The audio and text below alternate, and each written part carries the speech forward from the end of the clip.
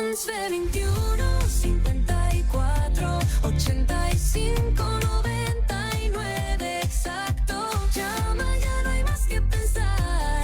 En MQR te vamos a ayudar. MQR, más que una radio.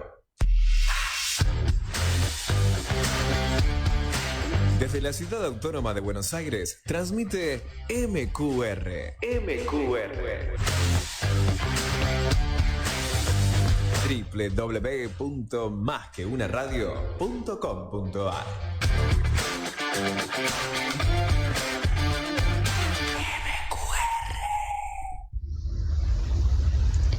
Vuelve a girar la cinta de Moebius, esa cinta del movimiento constante, algo así como el afán del hombre por construir su cultura, su identidad.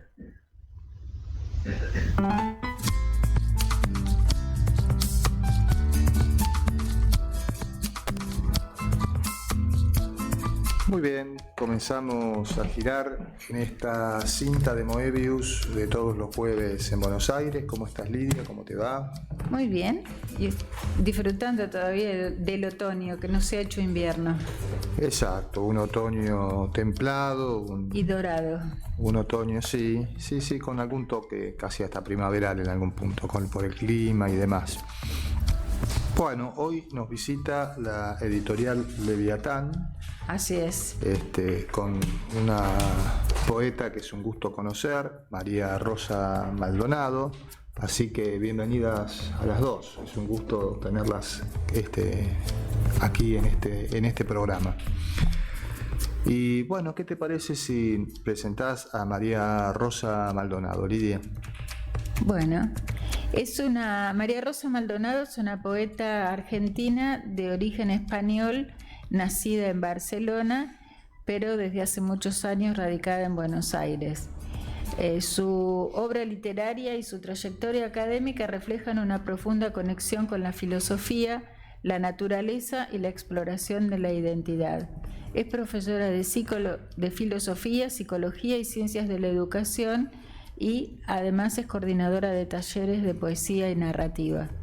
Ganó el primer premio de poesía del diario La Nación por Hasta que despertar es imposible y el segundo premio municipal de poesía 2002-2003 por El zumbido de Dios. Ha dictado seminarios sobre temas como el mito de Prometeo, filosofía oriental, budismo y taoísmo, y sobre la obra de autores como Kafka y Spinoza. Ha colaborado y colabora en diarios y revistas con poemas y notas bibliográficas. Sus poemarios combinan reflexiones metafísicas, imágenes naturales y una mirada científica que se destaca por su lenguaje. Voy a decir los títulos de los libros publicados.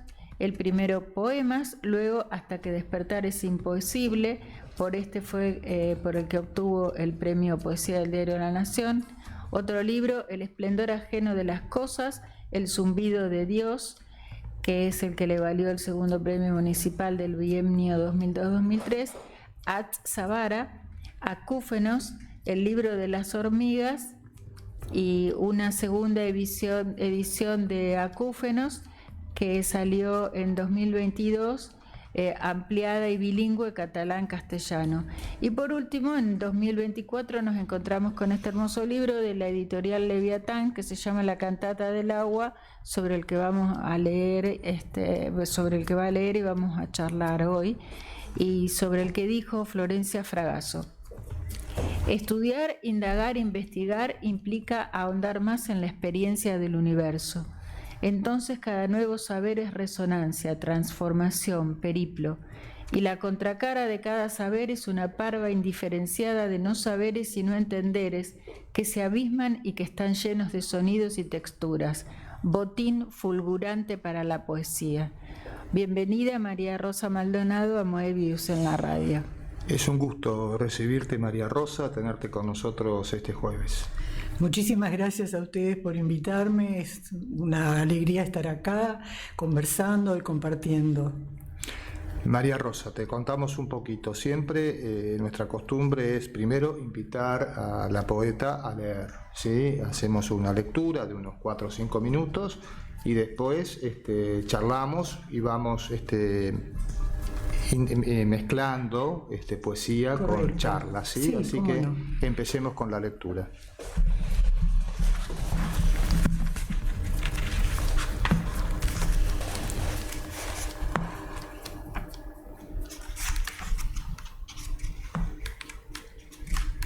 Bueno, empezaremos por el poema número 1, ya que el libro está dedicado al agua.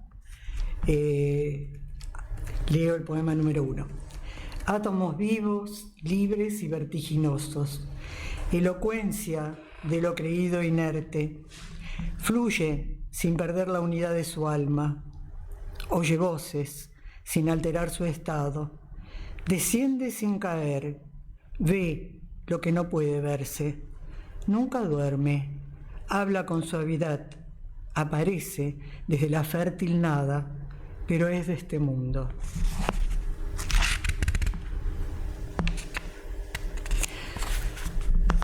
Vipassana 2, perdón. Poema 2. Vipassana, ría celestum, mujeres flamenco, en honda meditación sumida, un pie en el agua, manos hacia el cielo, velocidad mitocondrial del pensamiento, esbeltos y enigmáticos, creados con el color de la artemia salina, los flamencos danzan a su lado.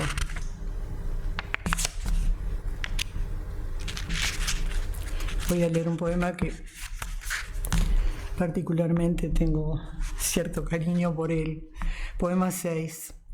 Ama, mujeres del mar, buscadoras de perlas, a la hora del alba, iluminadas con antorchas de bambú, silenciosas, con el pecho desnudo, ellas saltaron desde un poema del antiguo Manillol hasta las frías aguas del océano.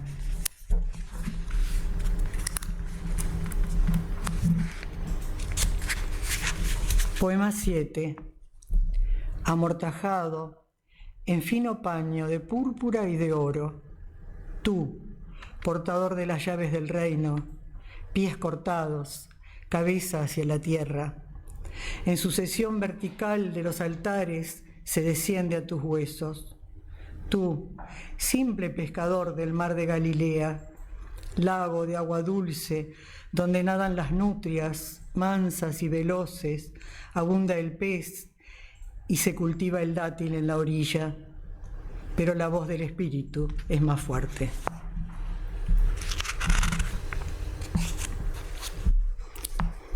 Ocho.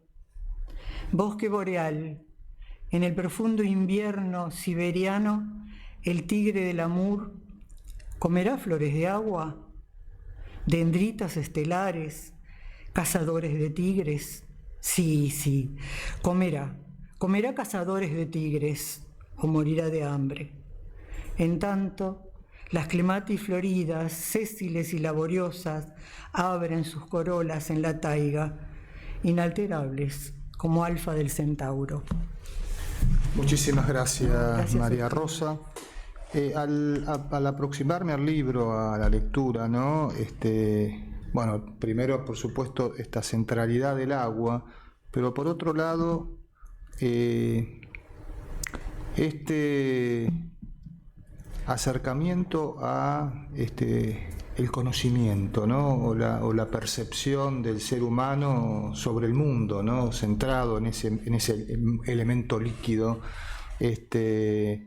Me llamó muchísimo la atención porque el libro va tejiendo distintos componentes, ¿no? La filosofía, la física, la metafísica, La religión incluso. Por eso, sí, todos esos elementos se van tejiendo para componer una melodía que es de alguna manera la obra. Te quería preguntar por ese tejido, casualmente. Una cantata. Muchas gracias por la interpretación. Sí, creo que de algún modo el agua, si bien es como un elemento que me resulta muy interesante por sus cualidades justamente, pero también el agua es un pretexto, claro. Es un pretexto para el desarrollo de muchos temas que busco que tengan la palabra o que se relacionen con el agua, pero a la vez estar diciendo otras cosas. Estos poemas ya desde el libro de las hormigas, desde el anterior, quizá el acúfeno, mi intención en poesía es alejarme un poco del yo y centrarme más, o sea, poner el objeto de la poesía fuera del yo. Creo que mis primeros libros abundan en el tema del yo y de lo lírico, y tuve muchas ganas, una necesidad de poner el tema del poema fuera de mi propia, de mis propias, digamos, motivos existenciales, ponerlo como algo externo, que si bien obviamente uno nunca puede dejar de hablar de sí mismo, ¿no? Pero buscando que el tema se relacione con algo que no sea yo misma. Eso. Y hay muchos, por supuesto, hay muchos temas que me interesan, desde la filosofía, desde el conocimiento oriental, desde la práctica del budismo zen. Me fueron llevando como a esa idea de poner el poema un poco fuera del ego. Interesante lo que decís, y cuando yo leía el poema yo veía las líneas que se iban trazando de una cosmogonía, pero una cosmogonía que se iba abriendo a la vez, ¿sí? No cerraba, sino que abría. Claro. Y eso era sumamente interesante, ¿no? Porque por otro lado acunaba distintos conocimientos, ¿no? Y que a veces uno en lo cotidiano de lo que es la reflexión humana, a veces los separa, hace compartimentos separados. Acá es como que se van componiendo en esta cosmogonía que abre, ¿no? Eso me resultó muy interesante. La verdad, Gerardo, que te agradezco porque hiciste una interpretación maravillosa y que se acerca mucho a la intención. No sé si se logra, pero sí es la intención. Él lo descubrió. Claro. La intención es llegar como a un concepto de unidad del todo, ¿no? Uh-huh. Aunque también hay crítica social de por medio. No, por supuesto. Pero el trasfondo sí es lo que estás diciendo, lo que vos percibiste. Es como una intención de decir, bueno, todo es uno y todo tiene como una cosmogonía similar, única. Y sí, me dejaste muy sorprendida, porque no es común que hagan una interpretación de lo que uno escribe que se acerque tanto a lo que uno siente. Claro, es una poesía cosmológica. Y hay un poema en el que hablas del alma de las aguas. Sí. Uh-huh. Bueno, el alma de las aguas es el alma de todas las cosas. Claro. Es el alma de todas las cosas, es el alma del universo. Como llegar al concepto ese, ¿no? Que no es tan novedoso, por otro lado, ¿no? De la filosofía oriental, que todo es uno. Claro. Y que la separación es en realidad ocasional. Vos sabés, María Rosa, que yo cuando lo leía sentía que vos estabas llegando de alguna manera en este libro, estabas como indagando o volviendo a hacer alguna pregunta que es esencial y que es el principio mismo de la filosofía, ¿sí? Y me llamaba mucho la atención porque en Occidente, ¿sí? Hablamos de los presocráticos, la relación entre poesía y este origen del pensamiento filosófico estuvo muy ligado. Claro. Entonces el que habla del origen por el agua es Tales de Mileto, ¿no? Exacto. Claro, pero Tales habla de agua como origen. Exacto. Creo que tengo un poema Tales. Hay un poema, el 31. Sí. El 31 es el bueno. poema. Sabes más que yo del libro. Gerardo, qué bueno. Sí. Pero él tiene machete.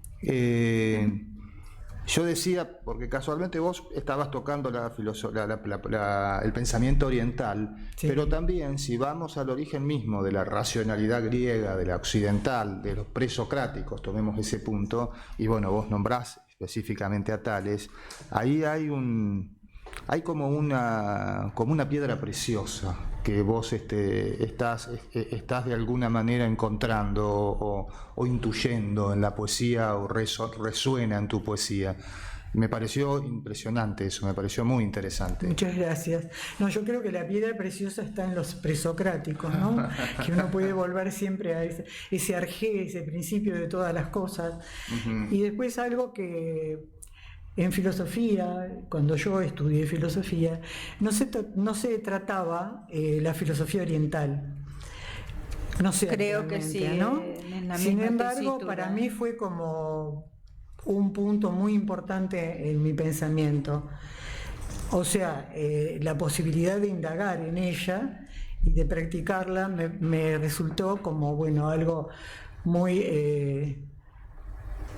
muy profundo, muy visceral, ¿no? Como descubrir cosas que van más allá del pensamiento, que tienen que ver con uno, pero con uno como una integridad de ser, que no es solamente el pensamiento racional después de los griegos, No, por supuesto. sino el pensamiento... Bueno, los presocráticos son un poco sí, orientales. no son tan digamos, racionales. no son ¿no? tan- Buscan, sí, un poco la ciencia, pero no son tan racionales como lo que ocurre después. ¿no?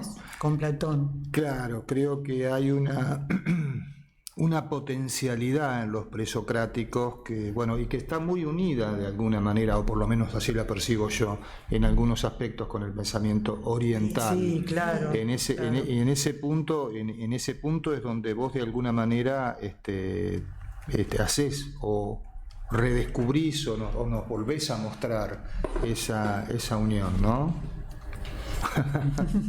Por Me estoy como muy anonadada. como muy sorprendida de las cosas que dice de mi libro, que a lo mejor yo las pude haber pensado, pero nunca se me ocurrió que alguien podía Además, descubrirlas en el que libro. nosotros empezamos por este libro, pensá que no hemos leído tu obra Claro, anterior, claro. pero por lo que estuvimos viendo en reportajes que te hicieron y porque también en los otros libros está toda esta cuestión del amor a la sabiduría, digamos. Sí, pero es como te decía al principio, los primeros libros son muy líricos, profundamente líricos, ¿no? Se centran mucho más en los sentimientos del yo. Ajá. Y no me animaba en los primeros libros a hablar de conocimiento ni de filosofía, si bien ya yo era largamente, había recibido mi título ya hacía mucho tiempo, pero me parecía que no podía usar los conocimientos filosóficos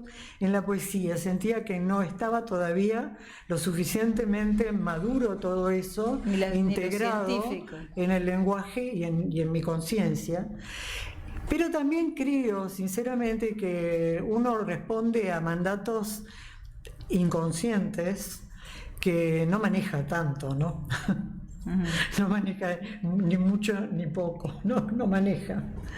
O sea, yo nunca escribí como una disciplina de sentarme y escribir o todos los días tener... Siempre fue como el mandato y la necesidad, y lo sigue siendo. Es el mandato y la necesidad de escribir, y después lo que se escribe sí tiene que ver con todo lo que uno asimiló, pero también surgen cosas que lo sorprenden a uno mismo. Y eso es lo maravilloso de la poesía. Claro, para ¿no? mí Porque eso es lo esa principal. sorpresa, eso que... ¿Cómo es si viene la inspiración que te agarre trabajando? Esa Sí. sorpresa, ¿no? Esa sorpresa de que de pronto la poesía nos habla, de alguna manera, Claro. ¿no? Sí. Atravesando. Claro, Sí. sí. Es- El lenguaje son habla momentos- por uno, ¿no? Exacto. Momentos sí, sí, que sí. Heidegger diría, se el lenguaje, celebran. el hombre es, bueno, el que expresa al ser a través del lenguaje. A través del Pues lenguaje. leyendo lo que uno escribió, Sí. aparece Claro. la Para mí el momento importante de la creación justamente es la creación misma. Después compartirlo, publicarlo, es importante porque uno es un ser social Claro. y todo forma parte de esa cultura. Y además uno no escribe solo por uno. Escribe con un mandato que, bueno, yo creo mucho, soy bastante junguiana y creo que el inconsciente mío no es solamente mío, sino que hay allí un inconsciente colectivo. Y entonces, que lo que uno escribe no responde solo a uno, sino que responde a la comunidad, responde a una época histórica, Es verdad. y también responde a una búsqueda del ser humano, no de mí en particular, sino de todos los seres humanos, ¿no? Claro. Entonces hay que darlo, pero el momento fundamental es la escritura, donde uno escribe y dice, ¿y esto qué pasó? Y se deslumbra o no, porque descubre cosas. Claro, claro. Bueno, ¿qué te parece, María Ana, iba a Rosa? hacer Dale, un adelante. comentario respecto a que vos decías que, bueno, que en la poesía se van unificando las distintas cosas acunadas por un ritmo. Y una de las cosas que me llamó la atención en el ritmo de tus poemas fue que había pausas en los versos, o sea, no Sí. solo está la pausa del verso, sino que hay pausas interiores que responden a un ritmo. Y me llamaba la atención, y después leí que Florencia Fragasso, ¿verdad? Sí. Sí. Florencia Fragasso lo llamaba pozos de aire. Y yo dije, qué lindo, porque es como que va leyendo y se produce un pozo de aire con esas pausas. Claro. Me pareció encantador, pero tiene que ver con el ritmo con el que vos lo sentís. Bueno, al lo que poema, pasa ¿no? es que yo decidí renunciar a los signos de puntuación y a las mayúsculas Ajá, es verdad. porque me sentía más libre, y además me parecía que poner mayúsculas era jerarquizar, y yo quería democratizar el lenguaje, un poco infantil, pero bueno. Entonces, esas pausas y esos espacios entre palabras responden a mi respiración. Ah, Que eso es interesante porque tiene que ver con la música, ¿no? Claro, pero es mi música. Claro. Es mi corazón y es mi respiración. Cómo voy leyendo tiene que ver con esas pausas.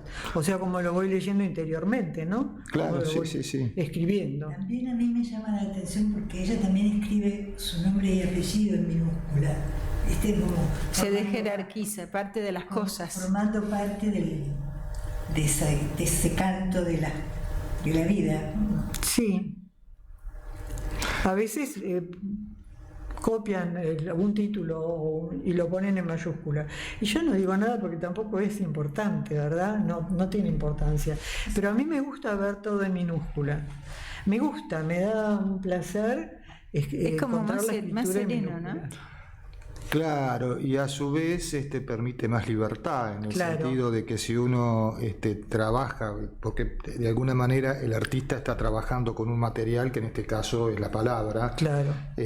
y al momento de trabajar con ese material, el hecho de poder, de hacerlo más dúctil, ¿no? De liberarse de la coma, del punto, Sí. de la mayúscula, y poder trabajar el ritmo desde la respiración propia, también da una mayor libertad tanto para el que escribe como para el en que- el caso mío para el que lee, ¿no?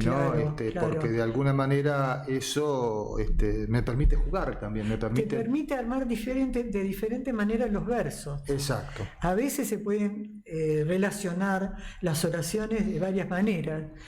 Y yo lo leo en otros poemas, en otros poetas, y me parece muy interesante cómo se abre, ¿no es cierto?, la posibilidad de leer de distintas maneras lo escrito, la escrita. Pero sí, en realidad es mi respiración. Es cierto, muy bien. María Rosa, ¿qué te parece si nos lees un par de poemas y después vamos a un intermedio?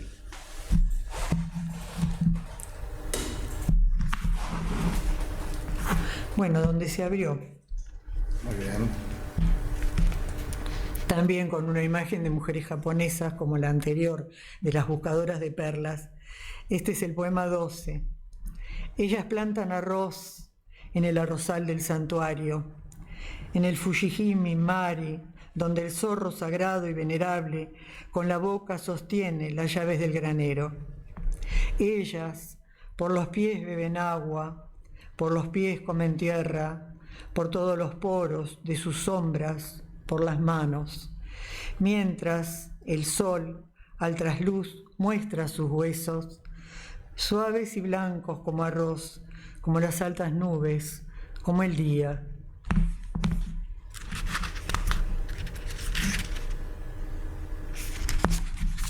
Uno un poco más con un tema social.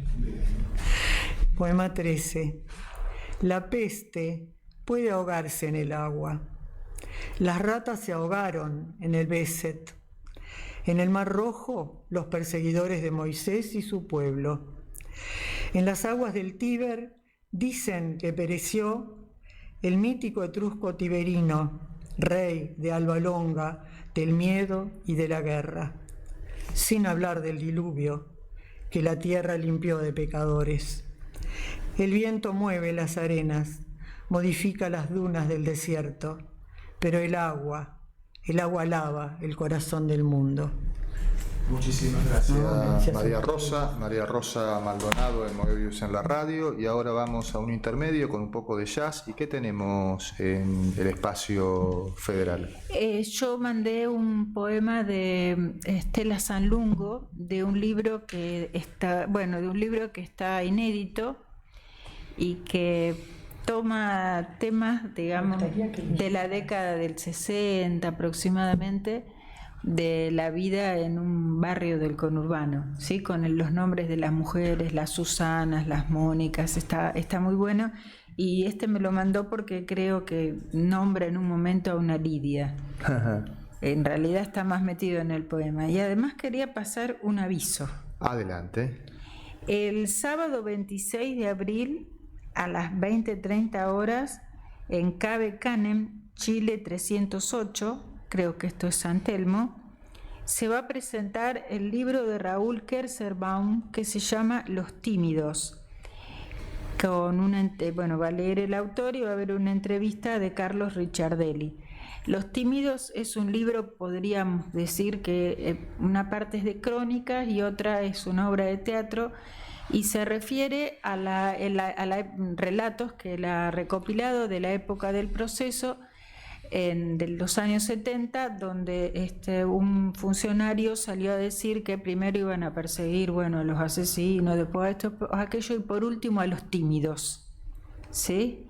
Y él justamente ha reportado a esas personas que no estuvieron, digamos, ni desaparecidos ni torturados, pero que sufrieron de alguna manera la dictadura, y justamente los llama los tímidos. Por eso se llama así el libro.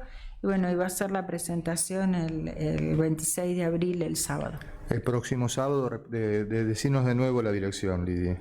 Ya te digo, porque se me cerró el teléfono. Es Cabe Canem, Chile 308. Perfecto. Bueno, y vamos entonces al intermedio. Adelante, Carlos.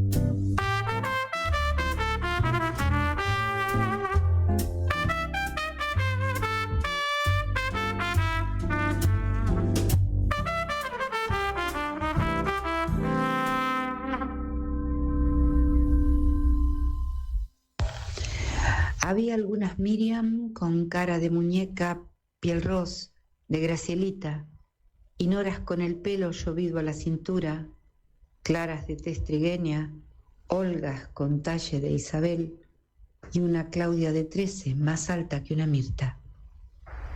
No cualquier Norma se encerraba en el baño con un 4370 etiqueta marrón escondido en la blusa. Yo era una especie rara, algo de Delia o Lidia, nunca Mabel, ni en sueños Mónica. El tiempo termina dando la razón y confirma la excepción a la regla. El tiempo, mi querida, nos ha engendrado un nombre que se deja decir con suerte una vez sola y después anda a pedirle al amor que lo retenga.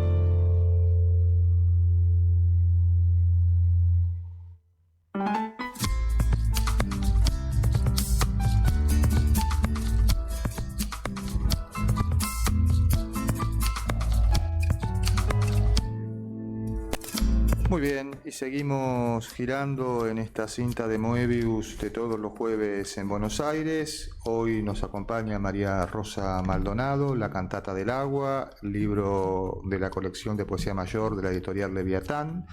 Y para continuar esta charla y este compartir, le voy a pedir a María Rosa que nos lea algunos poemas. Bueno, poema 28. El agua que bebió Giordano Bruno. Animales, seres inteligentes, soles y planetas, poblando su universo, uno, sagrado e infinito. Lirios blancos de la arena creciendo en su blanco corazón. Y esa hoguera iluminando Roma desde Campo di Fiori, el agua que no pudo beber.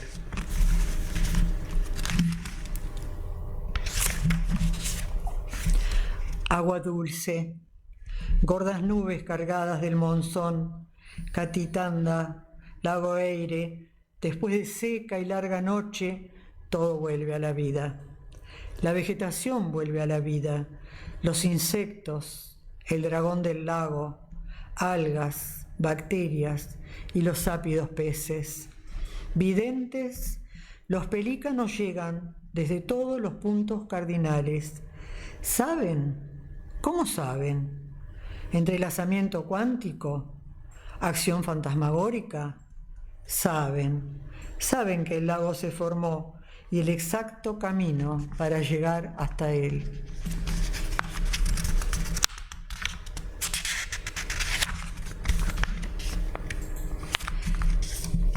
Tales en sueño tuvo una epifanía. Con sus manos tocó el radiante esqueleto del mundo, la delicada fisis del hidrógeno, los infinitos avatares del hidrógeno, descendiendo como tabla periódica hasta el logos humano. Y vio el primer fulgor, el alma de las aguas, gracia plena, iniciando la majestuosa danza de lo real. María, sí, una belleza. María Rosa, otra cosa que me pasó al leer tu libro es la percepción del tiempo. No hay una danza del tiempo en tu libro, o por lo menos esto es lo que yo percibía. El tiempo danza, o sea, es como que el pasado más remoto está aún presente en esa agua, digamos, ¿no? Y es como que está esa percepción, esa dimensión del tiempo, esa materia, hasta uno podría decir que hay una cierta materialidad del tiempo en tu poesía. Quería preguntarte específicamente por eso. Bueno, yo puedo decir lo que es el tiempo. Es muy difícil decir lo que es el tiempo, pero lo que es el tiempo para mí. Sí. O sea, nunca he vivido el tiempo como una sucesión lineal.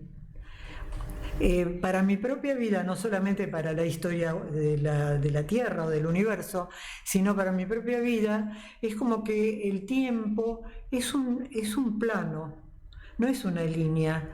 Y entonces, desde ese plano, es como que puedo conectar con diferentes momentos de la vida y que no necesariamente están más atrás o más adelante.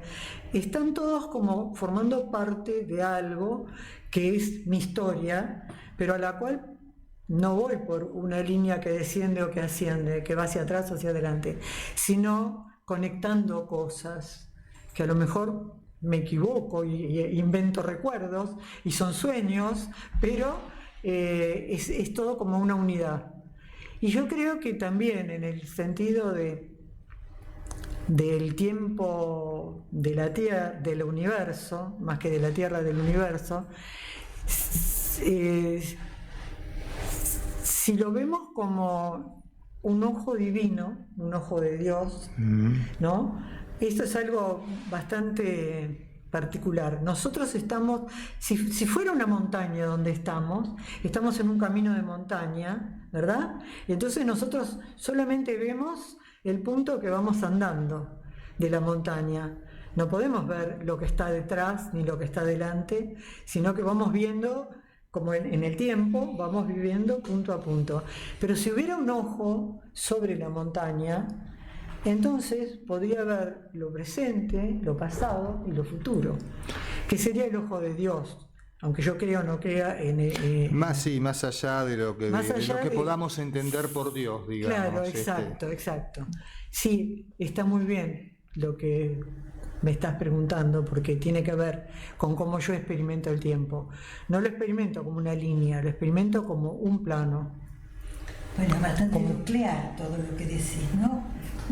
Claro. Las investigaciones nucleares y Claro, sí. espacio, ¿no? Sí. Sí, la física cuántica Exacto. nos sorprende muchísimo, Claro. con muchas cosas que no nos parecen lógicas, pero Porque estamos que acostumbrados a la demostrándolas, física, ¿no? no estamos acostumbrados a estudiar la física de partículas, no nos enseñan la otra física. Claro. Y no encajan bien una en la otra, o sea, son dos físicas y no están de acuerdo. Parece que los Lo elementos que quiso hacer Einstein fue eso, ¿no? no se comportan de la misma Y le manera. costó, no lo logró, ¿no? Pero casualmente en esa percepción del tiempo, Sí. y en algún punto, ese plano, yo lo veía más también como camino de montaña. Claro, el camino de montaña y el como- ojo que ve ¿Por todo. qué un plano Exacto. y no una esfera? ¿Cómo? ¿Por qué ¿Por un qué plano? un plano y no una esfera? No, es un plano para mí. Mira. Bueno, es mi percepción, ¿eh? Sí, Es no, una cosa sí, que, sobre bueno, qué es a el ver, tiempo se han es una escrito fantasía, libros. desde luego. Es No, mi y la- fantasía. No, es una forma de percibir. Es una manera de percibirlo, es una fantasía en el sentido de que es imaginario. Pero lo imaginario capta algo que va más allá. Claro, de- sí. Por eso De la materia. son tan presentes esos mundos pasados como los que ocurren ahora. Por Exacto. lo menos en la poesía es así. Y esa posibilidad de conexión entre lo que llamamos pasado, lo que llamamos presente y lo que, bueno, hasta quizás haya algún destello de futuro, de lo que llamamos futuro, ¿no? Porque esa posibilidad, esa visión del tiempo, lo que está jugando es con interconexiones, ¿no? Con Claro. posibilidades en forma permanente. Los seres elementales de la época cenozoica, de los que nos hablabas hace un ratito, los filósofos que han marcado, Son presentes. están presentes, Claro. o sea, no hay, o sea, en ese pasado está presente, está Exacto. presente ahora, es una hora también, Claro. ¿no? Sí, Creo que es el la idea programa de- más metafísico que hemos tenido. Sí, es la idea de que, a ver, si hubo una partícula en donde se produjo el Big Bang, si hubo una partícula, si lo analizamos un poquito, en esa partícula tendría que haber estado todo ya, porque de la nada, como decían los griegos, nada puede formarse. Entonces, esa partícula, a partir de esa partícula, bueno, primero el hidrógeno y después todos los derivados de la tabla periódica, Claro. por combinación de distintos modos de átomo. Entonces, lo que pienso es que, bueno, todo es uno, es eso, y que todas las conexiones se pueden dar. Y me vas a leer. Después hay algo que a mí me encanta, que es lo que Einstein llamaba imagen fantasmagórica. No es imagen, es otra palabra, pero no importa. En física cuántica, si dos partículas están juntas en un momento dado, y esas partículas luego se separan y una va a Marte y la otra se queda en la Tierra, cuando se modifica una que está acá, inmediatamente Se modifica la otra. claro, esa acción recíproca no la pueden explicar todavía los científicos, pero Lo sí, cual implica que el espacio también es otra cosa. exacto, puede ser una fantasía, o sea, a ver, Acción fantasmagórica. acción fantasmagórica.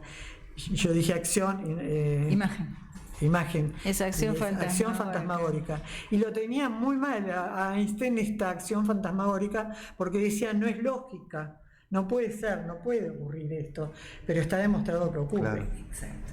Y de hecho ahora un nuevo tipo de computadora basada en la física cuántica está usando esto como una manera de tener información muchísimo más veloz. Entonces, sí, la ciencia, yo estudié filosofía, pero si tengo una reencarnación, voy a estudiar ciencia. Vas a estudiar física cuántica. Voy a estudiar física cuántica, Claro, sí, porque me parece lo que decía fantástico. un video muy cortito de un español, un científico, decía que en realidad lo que desconocemos del universo es el 95%, una cosa así, es desconocido. Totalmente. Y dentro de lo que de la pequeña parte que conocemos, una gran parte es energía oscura y materia oscura. Claro, la Oscura materia le oscura y la decimos energía oscura. porque tampoco sabemos qué es. No sabemos qué es, son supuestos. O sea, nuestro conocimiento es muy pequeño.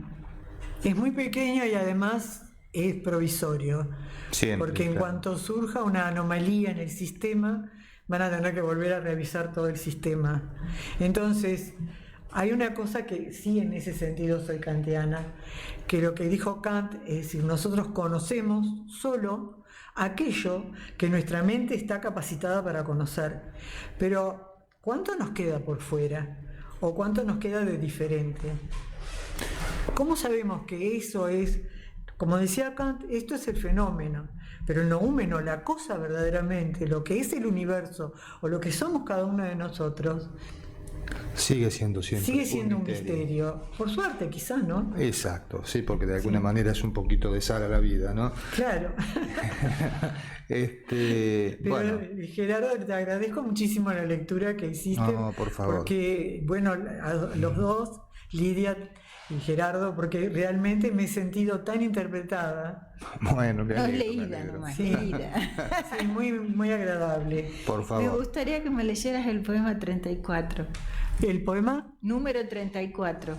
Bueno, Es si que va por número. Es cortito. Después, si cortito. querés, lee el que vos quieras. No sé si queda tiempo para Quedo que con- Claudia diga algo Sí, acerca sí, de yo la editorial. Quería casualmente eso, pero vamos al poema 34 y después. Es casi el Es último. casi, sí, es de los tres últimos, creo. Sí, debe ser casi el último.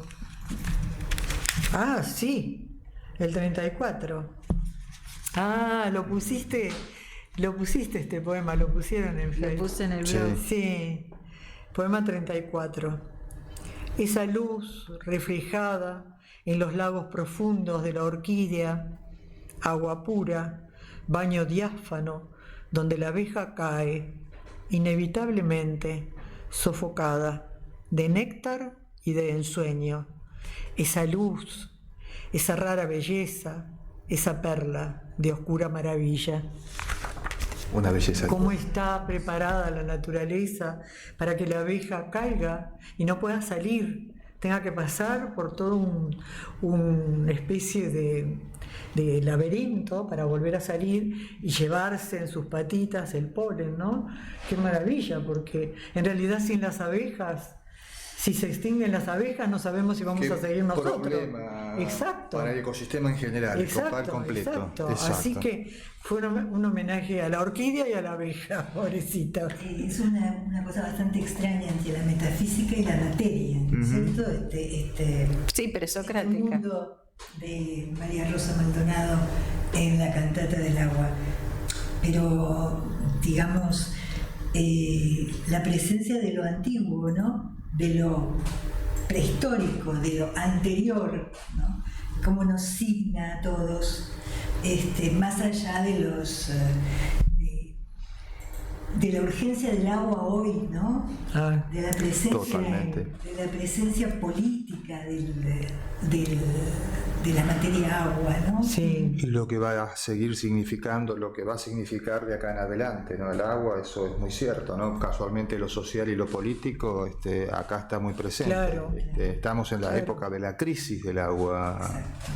Sí, nosotros no la sentimos tanto, pero No. yo viajo a Barcelona porque tengo un hijo y me doy cuenta de cómo cuidan el agua, bañarse rápidamente, ducharse, Y acá cuidan muchísimo el gasta agua. muchísima agua para hacer. Además de que bueno, sale igual carísimo. se gasta mucho también Por otra con parte la que sale carísima, ¿no? inteligencia artificial. Totalmente. Claudia, si algún oyente quiere acceder al libro de María Rosa, ¿cómo puede hacerlo? Bueno, los libros de Leviatán están en varias librerías de porteñas y también del interior del país, en Rosario, en Córdoba, también creo que en Salta y en Mendoza, pero en Capital, por ejemplo, está en Hernández, en Librería Norte, en Losada, en Librería de La Mancha, en Arcadia, En todas las librerías. No, todas no. En las importantes. Sí, no, pero me quedan algunas en el tintero. ¿Y también están en la Feria del Libro ahora? Estamos en la Feria del Libro que se abrió hoy. ¿En qué stand? En el stand de la CAL. O sea, es que el número no me acuerdo, creo que es ¿En qué pabellón? Pabellón Azul. Ajá.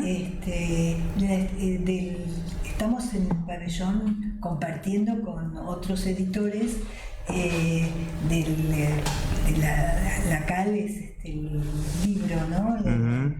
La Cámara Argentina del Libro. Sí.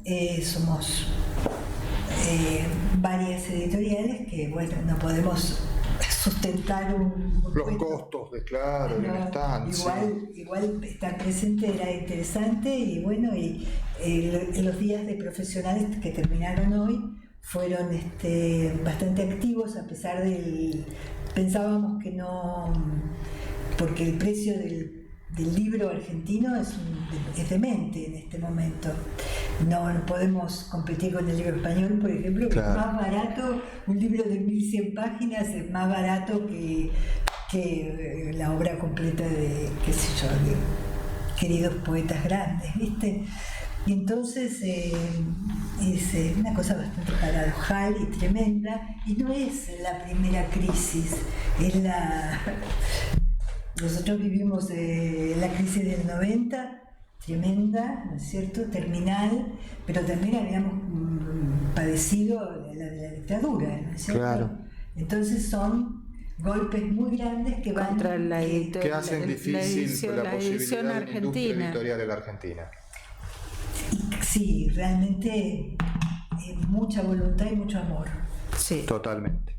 Bueno, se nos ha ido tiempo, pero nos queda tiempo para un poema más de María Rosa, así que María qué Rosa, bueno. te pedimos un... Yo quisiera encontrar, pero no sé dónde está el poema Hipatía. Si me decís qué dice, yo te Hipatía. Sí, pero no está el nombre de ella, me parece. Pero yo lo puse. ¿Lo pusiste? Y el 16, madre. Sí, lo puse, es el 9. Bueno. Ah, no, es el anterior. No, ese es el anterior, es el del No quiero tigre. tardar entonces en elegir. Sí, no, está bien, dije bien primero, era el nuevo. Es el 9, sí. ¿Es el 9? Sí, Paula de Alejandría, genial. Cirilo es el 9. Muchas gracias. No, acá está.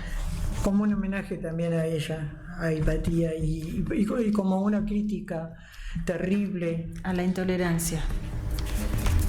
a la intolerancia. Sí. Que venga de donde viene. De donde venga, sí. Poema 9. Ella vivió, no volverá a vivir, fría de tantos siglos, como una mala hierba arrancada del mundo. Cuaresma, tiempo de liturgia. Él permaneció 40 días solo en el desierto, sin comida ni agua. Cuaresma, penitencia, duelo y sacrificio. Así recibirás a Dios, así será en ti renacido. Pero en Alejandría, Cirilo habla y habla de la bruja que con falsas palabras envenena a la gente. Habla de esa mujer, sabia como átomo de uranio, preciosa como medusa de cristal, que en la luz de sus propias aguas brilla. Cuaresma, omnívoros y locos y brutales faenaron la carne de la hermana. Muchísimas gracias, Gracias a María ustedes. Rosa. María Rosa Maldonado en Moebius en la radio, La Cantata del Agua, colección Poesía Mayor de Leviatán. Muchas gracias, Muchísimas Claudia. gracias, Claudia. Muchas Gracias a ustedes, ¿verdad? Por favor. Sí, fue una noche muy agradable. Me Una alegra hora. mucho para nosotros, esto nos da mucho placer, realmente nos Para gusta mí mucho también. hacerlo. Bueno, gracias Lidia, gracias Carlos, y esta cinta de Moebius sigue girando en Buenos Aires hasta el próximo jueves. Chao.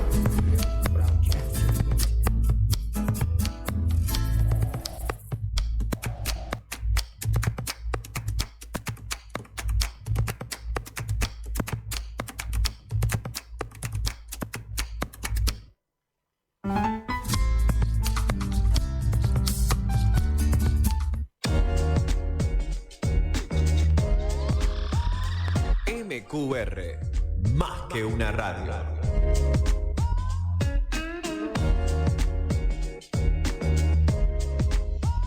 Desde el amanecer hasta el anochecer, cada programa que suena en el aire está hecho con mucho amor. MQR porque somos MQR, más que una radio. Vení a Multicarnes Albino. Mejores cortes, mejores precios. Asado, milanesa, bife de chorizo y más. Juan Ramírez de Velasco, 641 Villa Crespo. Abierto de lunes a sábados.